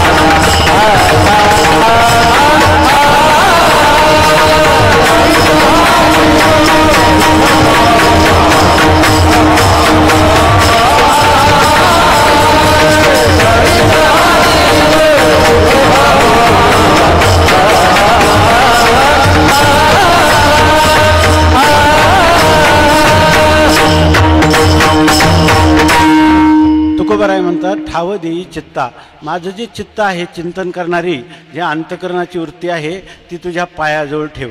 ठाव देई चित्ता राखे पायापाशी. स्वामी महाराज नेहमी सांगायचे, तुम्हाला दुःख होतं आहे ना, आनंद पाहिजे असेल ना, तर आनंदरूप परमात्मा आहे. मग त्या परमात्म्याचे तुम्ही जे काही नख आहेत ती पहा, त्याचे तळवे कसे आरक्त आहे ते पहा, त्याची घुटणे पहा, त्याच्या पोटऱ्या पहा, त्याचे गुडघे पहा, त्याच्या मांड्या पहा, त्याची कंबर पहा, त्याचं उदर पहा, त्याचं पाठ पहा, त्याची मान पहा, त्याची हनुवटी पहा, त्याचं नाक पहा. सुंदरते ध्यान उभे विटेवरी करकटावरी ठेवून या. जर तो परमात्मा तुम्ही हे चिंतन वारंवार करीत गेले तर ठाव देई चित्ता राखे पायापाशी. आणि सकळ वृत्तीशी कोणती वृत्ती निघाली, दुःख होतं आहे ना, स्वामी महाराज म्हणायचे तुम्हाला जीवनात काय दुःख नको आहे ना, मग असं करा, ज्याने दुःख होतं ते करू नका. मग जर तुम्हाला अनात्म देहाकार वृत्ती केल्यावर दुःख होतं तर देहाच्या आकाराची वृत्ती करू नका. पण आम्ही जरी नाही केली तर पुन्हा आपोआप होते. अनंत जन्माचे संस्कार आहे. तर मग पुन्हा स्वामी महाराजांना एक जण म्हटला की देहाकार करायचं सोडलं की किती सोडलं तर पटकन होते. मग स्वामी महाराजांना म्हणे मग काय करायचं, ते म्हणे झटकन पुन्हा पांडुरंगाची मूर्ती करायची. विठ्ठल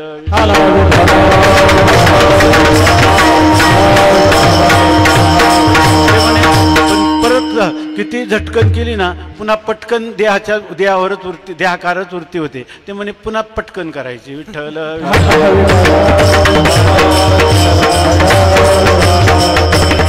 म्हणून ठाव देई चित्ता राखे पायापाशी सकळ वृत्तीशी अखंडित. तुकोबारायांच्याकडं देव हास्य मुखाने म्हणतात अजून काय पाहिजे. तुकाराम महाराज म्हणतात देवा माझ्या लक्षात आलं काही काही अंतकरणातले दोष आहेत आणि त्या दोषामुळं माझं चित्त तुझ्या पायाच्या ठिकाणी स्थिर होत नाही. मी तुला दररोज प्रार्थना करतो, माझे चित्त तुझे पायी राहे ऐसे करी काही, धरोन या बाही भवाहा तारी दातारा, चतुरातू शिरोमणी गुण लावण्याची खाणी, मुकुट सकळामणी धन्य तुझे विठोबा. पण पुन्हा पुन्हाही माझं मन त्या देहाच्याच आकाराचं होतं. अनात्मा जे आत्मा नाही, जो आनंदरूप परमात्मा नाही, त्याच्या आकाराचं होतं. म्हणून या ठिकाणी काही प्रतिबंध आहेत आणि माझ्या जीवनात कोणते प्रतिबंध आहेत ते तुम्हाला सांगतो. त्या सगळ्या प्रतिबंधाची निवृत्ती परमात्मा तू माझे मज कळो येते अवगुण, माझे अवगुण मला कळून येतात. तुम्ही परी काय करू म्हणा अनावर, पण मन हे आटोपतच नाही. आता आड उभा राहे नारायणा, दया सिंधूपणा साच करी. तू खरा दया सिंधू आहेत तर तू ताबडतोब माझ्यासाठी धावून ये आणि माझ्या अंतकरणातले असणारे कोणते दोष घालो याविषयी अभंगाच्या चतुर्थ चरणात सांगतात.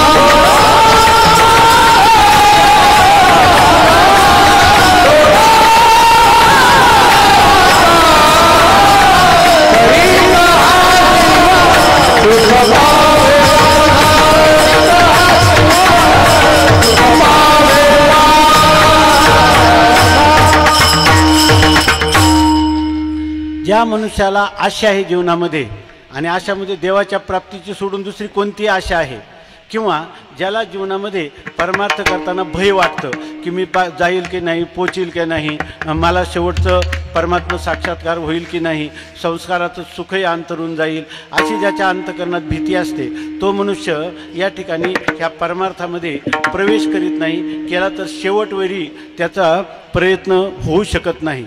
म्हणून त्याच्या ठिकाणी आशा नसली पाहिजे, भय नसलं पाहिजे. आणि जो मनुष्य चिंताखोर आहे म्हणजे कायम चिंता करणं हा त्याचा स्वभावच झालेला आहे.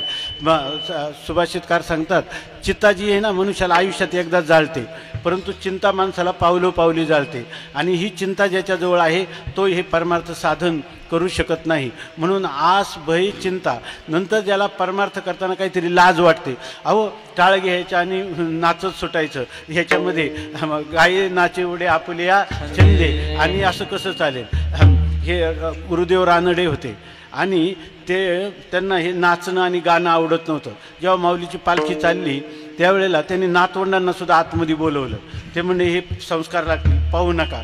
तर तिथून असं सांगतात की गुरुवर्य वंदनीय प्रातस्मरणीय वैकुंठवासी मामा भजन करीत नाचत चालले होते आणि ते मुलं पाहत होते. ते मुलं काही येईनात म्हणून हे रागावून त्यांना ओढवून आणायला गेले. त्यांनी पाहिलं मामा त्या ठिकाणी विणा घेऊन भजन करीत आहेत आणि तेच तिथं नाचायला लागले.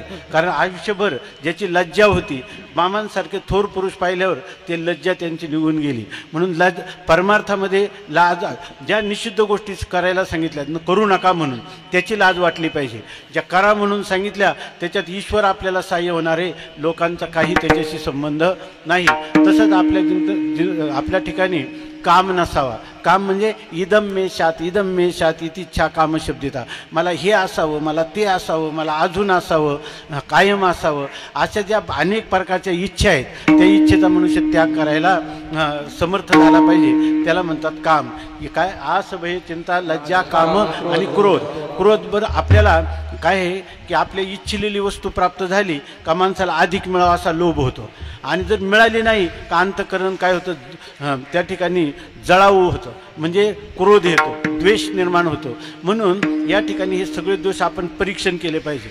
लोकांचे परीक्षण करायचे नाही, आपल्याकडं बोट करायचं. आपली आशा किती कमी झाली, भय किती कमी झालं, चिंता किती, लज्जा, काम, क्रोध, हे सर्व आपल्याकडं जर आपण बोट करून पाहिलं तर तोडावा संबंध यांचा माझा. आणि आपल्याच्याने होत नसेल तर भगवंताची प्रार्थना करावी. आणि 5व्या चरणात सांगतात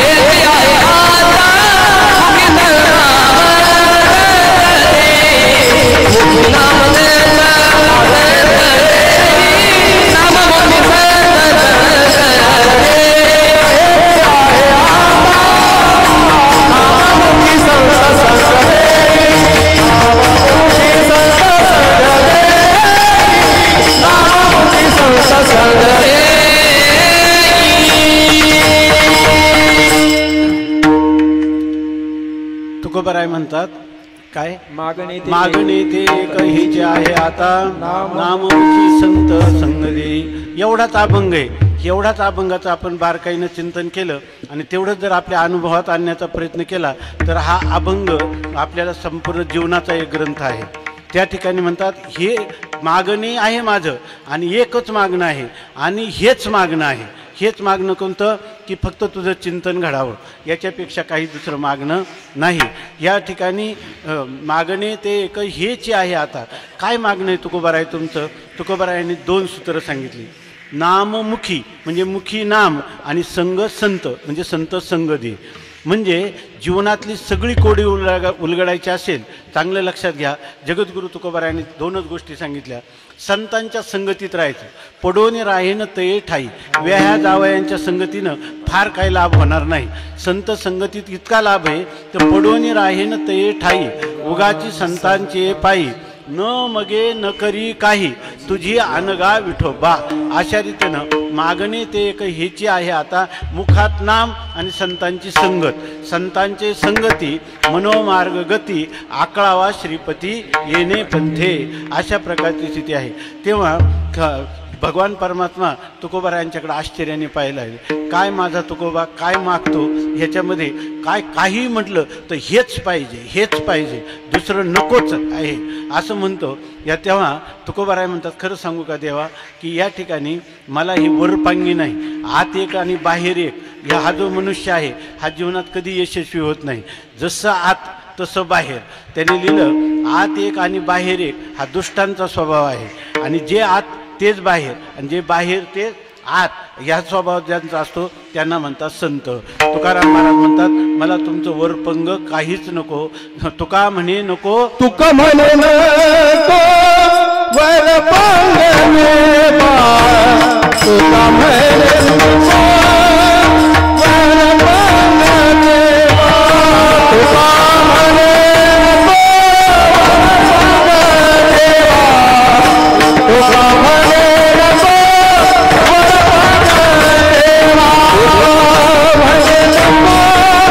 वरपंग नेबा.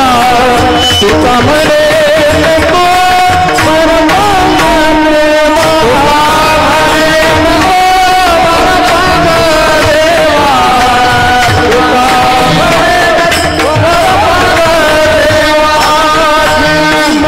माझी सेवा भाव शुद्ध, देई माझी सेवा भाव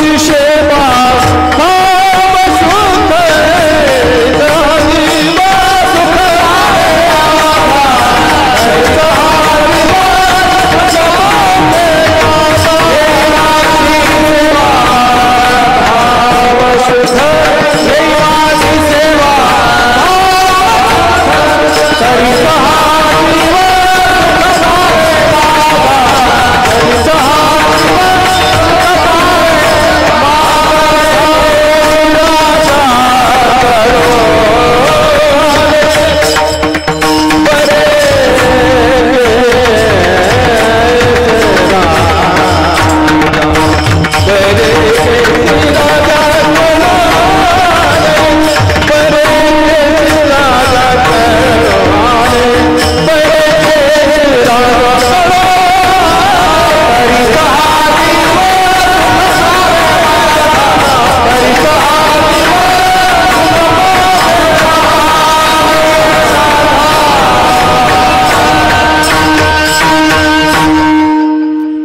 तुका म्हणे नको वरपंग देवा, घ्यावी माझी सेवा भावशुद्ध.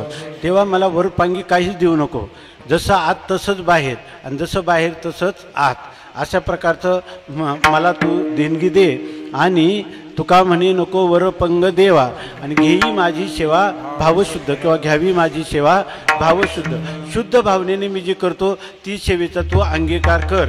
आणि असं केलं तरीच हा जीव सुख पावे माझा, तरच माझ्या जीवाला समाधान शांती सुख लाभेल. आणि ही गोष्ट मी उगीच बोलतो असं नाही.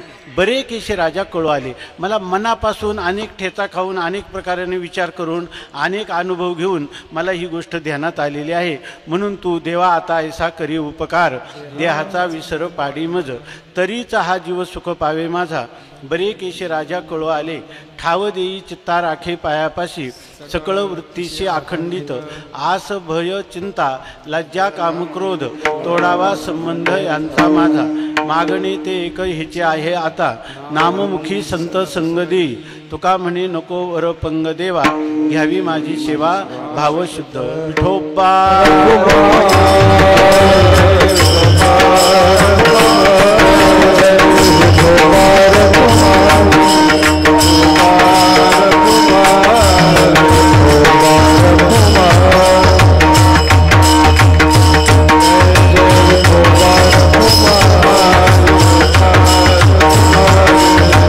Bye.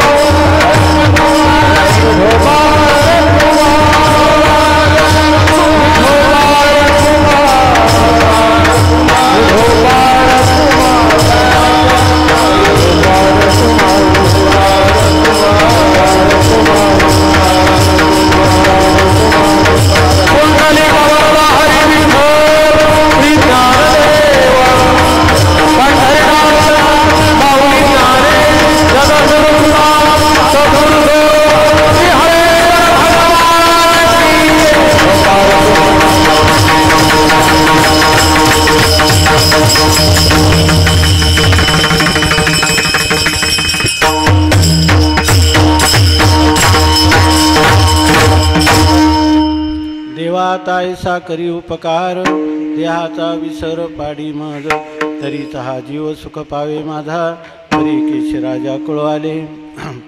साधारणपणे या ठिकाणी हरेश्वर महाराजांच्या कृपाछत्राखाली बसून आपण एक ठिकाणी मी जरी उभा राहिलेलो असलो तरी आम्ही काही कीर्तनकार, प्रवचन, व्याख्यान, गायन कुठल्याच प्रकारचं योग्यता नाही. परंतु या ठिकाणी ज्यांनी आम्हाला बालपणी, उदाहरणार्थ हरिभक्तपरायण प्रातस्मरणीय उंडे गुरुजी, त्यांच्या जीवनचरित्र किंवा त्यांचं जीवन पाहत असताना जे काही एक आदर्श वाटले त्याचंच एक अनुसरण करायचा, त्यांच्याच आशीर्वादाने या ठिकाणी थोडंसं बोलता येतं. आपल्या आशीर्वादाने आम्हाला आळंदीला राहायला मिळतं. संतांचा, शास्त्राचा थोडा संबंध येतो. कोणी इतिहासाचा अभ्यास करतात, गणिताचा करतात, इंजिनिअरिंगचा करतात, त्याप्रमाणे हा थोडासा अभ्यास होतो. त्यामुळे ह्या गोष्टी आम्हाला बोलता येतात. परंतु ह्या गोष्टी जरी आम्ही बोलत असलो तरी ह्या आमच्या ओठात असतात, त्या आमच्या पोटात असतील असं नाही. मग तुम्ही कशासाठी सांगता? तर या ठिकाणी खऱ्या अर्थाने आम्ही कीर्तनकार, उपदेशक म्हणून या ठिकाणी नाही, तर या ठिकाणी मातृपितृतुल्य असणारे हे जे काही सज्जन आणि साध्वी ह्या गावामध्ये असणारे, की ज्यांचा आमच्यावर अधिकार आहे, आमचा ज्यांच्यावर अधिकार आहे, त्यांच्या अधिकाराने आम्हाला काय आशीर्वाद घेता यावे आणि ह्या ओठातले शब्द पोटात जावे, अशा प्रकारची भिक्षा त्यांच्या पायाजवळ मागता यावी म्हणून या ठिकाणी ही कीर्तनरूपी सेवा करायची, एवढा त्याचा अधिकार आहे. नाहीतर खरी वस्तुस्थिती आहे, कधीकधी आमचे हे मित्र म्हणतात की आज तुमचा स्वर लागला होता. मी म्हणलं लागला होता तर मी पकडून ठेवला असता, लागला हेच कळलं नाही तो सुटला तरी कसं कळायचं, ऐकी नाही. असं असला तर हे मृदुंगमणी म्हणजे ही रत्न आहेत ह्या गायन वादकामध्ये, किंवा हे गान कोकिळ आहेत, परंतु त्या ठिकाणी कावळ्याची कावकू सुद्धा आपल्याला येत नाही. परंतु एक सर्वांचं प्रेम, सर्वांचे एक आज्ञा म्हणून त्याचं पालन करायचं, एवढाच अधिकार आहे. फक्त स्वामी महाराज म्हणायचे, कीर्तनात काही कर, फक्त लोकांना शिव्या देऊ नको. विठ्ठल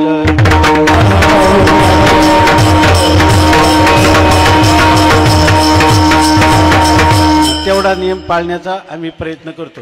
आम्हाला उलट वाईट वाटतं की जननी जन्मभूमीश्च स्वर्गादपि गरीयसी, आई आणि जन्मभूमी ही स्वर्गापेक्षा श्रेष्ठ आहे, पण त्या ठिकाणी आपल्या सुखदुःखामध्ये किंवा काही सेवा म्हणून करत नाही. म्हणून आम्ही एक प्रकारचे सेवा चोर किंवा सेवा अपराधी आहे. असं असून देखील आपण आमच्यावर नितांत प्रेम करता, त्या ऋणातून आम्ही कधीही मुक्त होऊ शकत नाही आणि जन्मजन्म त्या ऋणातच राहणं हेच आमच्या कल्याणाचं साधन आहे. असो, या ठिकाणी आता आपला नियोजित वेळही संपलेला आहे. ते या कितीही जरी बोलत बसलं तरी त्याला एक मर्यादा असते. परंतु स्वामी महाराज सांगायचे, घेईल त्याचा बोध आहे, जो घेईल त्याला एवढाच अभंग पुरे आहे, आणि ज्याला घ्यायचं नाही त्याला कितीही कीर्तनं अपुरीच आहेत, अशा प्रकारची स्थिती आहे. असो, या ठिकाणी आता हा जो हे जे गाव आहे, या गावाचं हे जे मंदिराचं निर्माण झालेलं आहे ते अलौकिक आहे. सगळं जगच त्याचे कौतुक करतं. परंतु हे जे काही दगड विटा यांच्यापासून जे निर्माण होतं ते निर्माण म्हणजे चैतन्याचं नाही, ती केलेली ईश्वर सेवा आहे. तेव्हा या ठिकाणी जेव्हा काही ही ज्ञानसत्र चालतील, ज्या वेळेला प्रत्येक मनुष्य गाथा वाचेल, सामुदायिक पारायण इथं होईल, किंवा एक मनुष्य येतो, तासभर ज्ञानेश्वरी वाचतो, जप करतो, ध्यान करतो, काही इथं झाडू घेतो, त्याची सेवा करतो, अशा प्रकारचं एक मंगलमय वातावरण ज्या वेळेला होईल, ज्याच्यामध्ये चैतन्य घडलं पाहिजे. जडाला घडवणं काही नाही, जडाला कळत पण नाही. वीट अर्धी तोडली, तोड फुटकी बसवली, त्यांना काही कळत नाही. पण चैतन्याचा हिशेब तो जसाच्या तसा बसला पाहिजे. आणि त्यासाठी इथं बालापासून तर वृद्धापर्यंत सगळे जे जीवात्मे आहेत ते ह्या आनंदाने सुस्नात झाले पाहिजे. आणि त्याला उपवास एकच आहे की परमार्थ साधना करणं. अशा प्रकारचे साधक, अशा प्रकारचे जिज्ञासू या ठिकाणी निर्माण व्हावेत. आणि ते करण्यासाठी ह्या सगळ्या कार्यकर्त्यांना मनोबल, शारीरबल, बुद्धिबल, आत्मबल मिळावं आणि त्यांच्या जीवनामध्ये हेच कार्याची प्रेरणा राहावी, किंबहुना हेच त्यांचं जीवन ध्येय व्हावं. यासाठी हे सगळं बळ हरेश्वर महाराजांनी त्यांना द्यावं.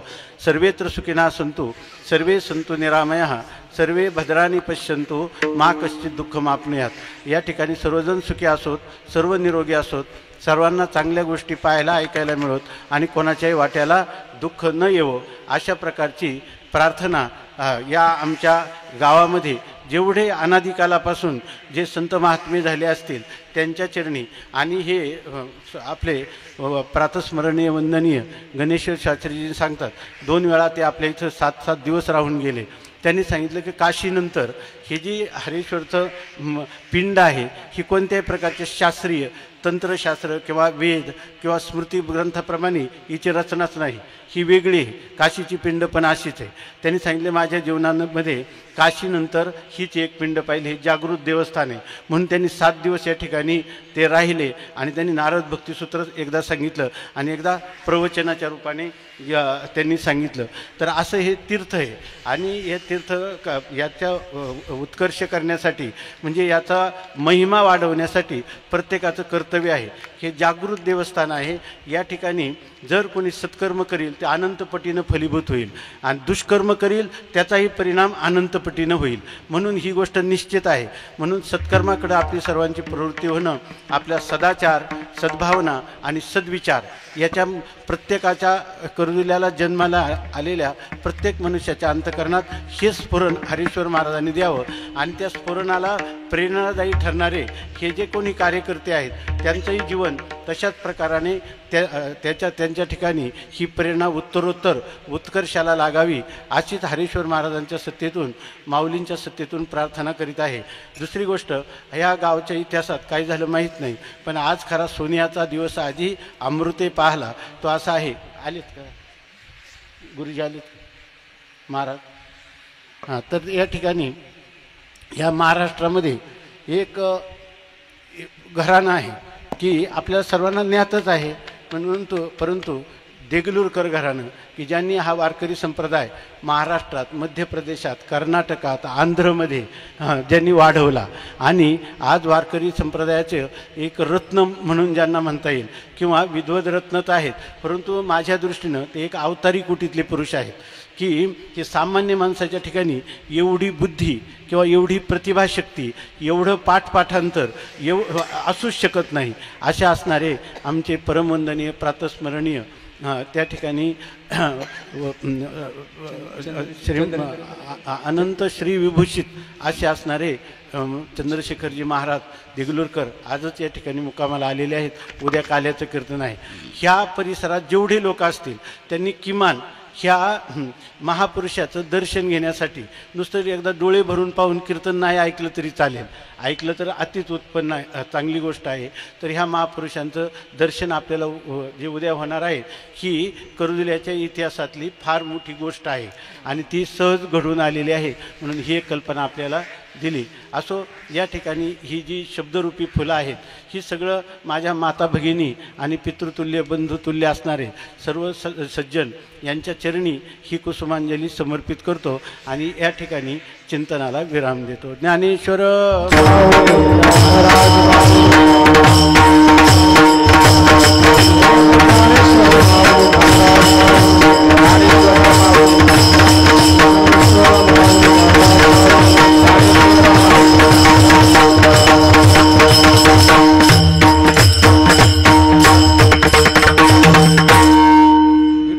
विठ्ठल जय जय